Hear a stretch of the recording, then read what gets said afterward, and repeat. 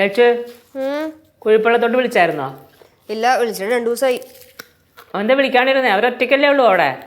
എല്ലാ ദിവസവും വിളിക്കണമെന്ന് വിചാരിക്കുമേ. പക്ഷെ അവിടുത്തെ അമ്മ ഇങ്ങോട്ട് വിളിക്കുന്നോണ്ടേ ഞാൻ അതെപ്പോഴും മറന്നു പോകും. സിദ്ധു ചോദിക്കാറില്ലേ നിന്റെ അടുത്ത് അവിടെ ഇങ്ങോട്ട് വിളിച്ചോന്ന്?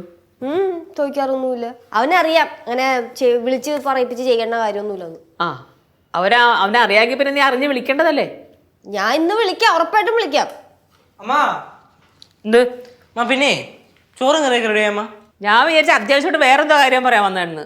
ഇവരിതും അത്യാവശ്യം കാര്യമാണല്ലോ. ക്യാരറ്റ് എങ്കിൽ ക്യാരറ്റ് എടുത്തതെടുത്ത് ഇനി എടുക്കരുത്, ആകെ ഇത്രേ ഉള്ളൂ. ഇപ്പൊ കറിവച്ചായാലും പച്ചക്കായാലും നമ്മൾ തന്നെയല്ലേ ഇരുന്നത്, പിന്നെന്ത് ദിവസം ന്യായം പറഞ്ഞു ഓരോന്ന് എടുത്ത് വെച്ചോണ്ടിരിക്കാനുള്ള അവൻ. ഇവര് പിന്നെ എല്ലാ കാര്യത്തിലും ന്യായം ഉണ്ടല്ലോ അമ്മ. ഞാൻ ഇപ്പൊ എന്ത് കാണിച്ചു? നീ കാണിച്ചോണ്ടിരിക്കണ കാര്യമൊക്കെ പറഞ്ഞു കഴിഞ്ഞാൽ കുറച്ച് കൂടി പോകും കേശു. എന്റെ അമ്മോ, നാക്ക് നല്ല ഉഗ്രം വഴക്കാളിയുടെ നാക്ക്. അമ്മ ഞാൻ ചത്ത ലക്ഷ്യം ഒരു പേര് വിളിച്ചത് അമ്മ കേട്ടായിരുന്ന? എനിക്ക് കേൾക്കണ്ട. അമ്മ സൂപ്പർ പേരമ്മ, അമ്മ കേട്ടാ അമ്മക്ക് ഇഷ്ടപ്പെടും. എനിക്കത്ര ഇഷ്ടപ്പെടൂല.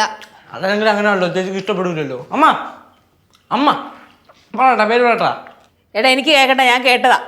ആര് പറഞ്ഞു അമ്മ എടുത്ത്? വിഷ്ണു പറഞ്ഞായിരുന്നു. ചേട്ടനാ? കള്ളൻ. ഇത് ചേട്ടൻ പറഞ്ഞ പേരല്ല അമ്മ, വേറെ പേര്. ഓ എനിക്കറിയാടേ. അമ്മ ഞാൻ പറയട്ടാ പേര്. കോളാമ്പി ലച്ചു എന്നല്ലേ? കണ്ടാ അമ്മയുടെ വായി കൊണ്ട് എന്നെ പറയിപ്പിച്ച കണ്ടാ? എന്തോന്നമ്മ, അവൻ എന്നെ കൂടെ ട്രാപ്പ് ചെയ്ത് പറയിപ്പിച്ചല്ലേ ലച്ചു?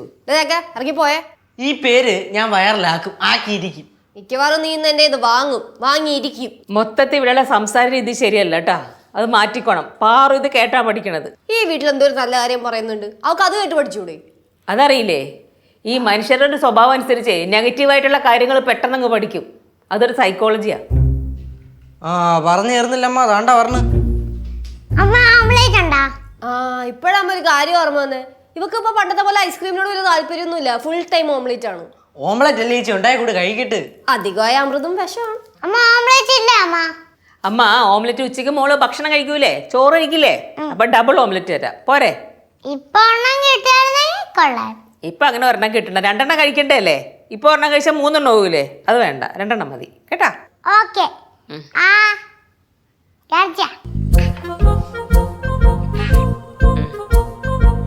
മതിയാ? ഒന്നാം കൂടിയാ? ഒന്നാം കൂടി. അമ്മ സംഗതിയൊക്കെ കൊള്ളാം, സൂപ്പർ തന്നെ. പക്ഷെ ഇപ്പോഴും നമ്മുടെ ഈ കിൻഡർ ഗാർഡനിൽ പോകാനൊക്കെ കുറച്ച് മടിയുണ്ട്. അത് ശരിയാകൂടാ, ഇപ്പൊ അവള് പോയി തുടങ്ങിയിട്ടല്ലേ ഉള്ളൂ. കുറച്ച് ദിവസം കഴിയുമ്പോൾ അവളങ്ങ് പോയിക്കോളൂ.